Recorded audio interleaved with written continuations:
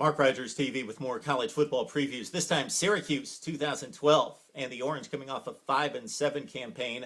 A major disappointment in upstate New York. Not a big surprise, but a disappointment in that the Cuse racked up an 8-5 record and a rare bowl win in 2010.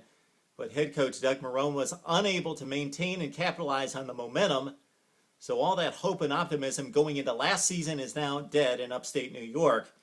The Cuse has now racked up 6 losing seasons in the past 7 campaigns.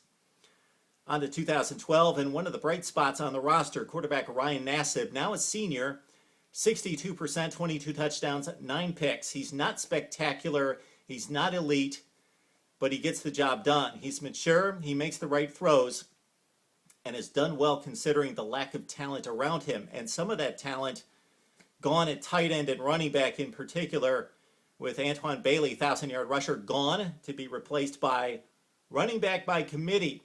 We've heard that term at USC, and that's a good thing. At Syracuse, not so good. At wide receiver, there's no question who the number one guy is here. Alec set a single-season school record with 68 receptions. All Big East tight end with 57 receptions gone to be replaced by Ben Thompson. The Cuse's top recruit, a 4-star guy, he comes in, as well as 3 offensive line starters are back. That's a good sign for an offense that struggled last season, and there's probably more of the same considering the lack of depth at wide receiver and the issues at running back as well. But that said, the defense is worse.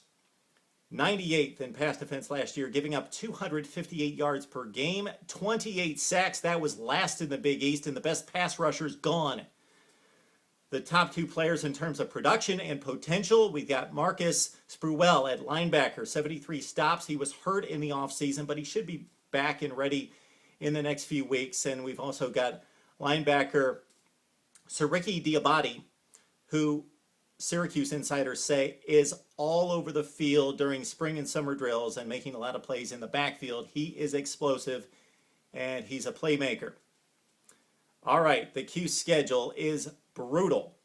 Northwestern, Missouri, and Southern Cal against Syracuse as well. So 4-8 is the best we can hope for Syracuse in 2012. But forget this season. Look down the road, because goodbye to the Big East and on to the ACC and big boy football. Definitely an upgrade in conference play. What is the hope here? Syracuse has had difficulty keeping the best players in New York. Now they've got to compete with Miami, North Carolina, Clemson, Virginia Tech, and Florida State. Okay, they've got no shot there. We lay it all on the recruiting coordinators because, like Iowa, Wisconsin, and Kansas State, they're going to have to select the hidden gems. They're going to have to go out there and find them and model some of these great programs that have been able to compete with the big boys despite the lack of 4- and 5-star guys. Look at the ESPNU 150 or 300. Look at 3 to 4 years ago. At least half those guys don't pan out. Therefore, there are guys to be found out there. The recruiting's got to be excellent. It's got to be better than the competition, considering the top guys are not coming to upstate New York. That's Syracuse 2012 and beyond. We're trying to give you some hope. Orange fans would love to hear what you have to say on Syracuse football and college football in general on Mark Rogers TV.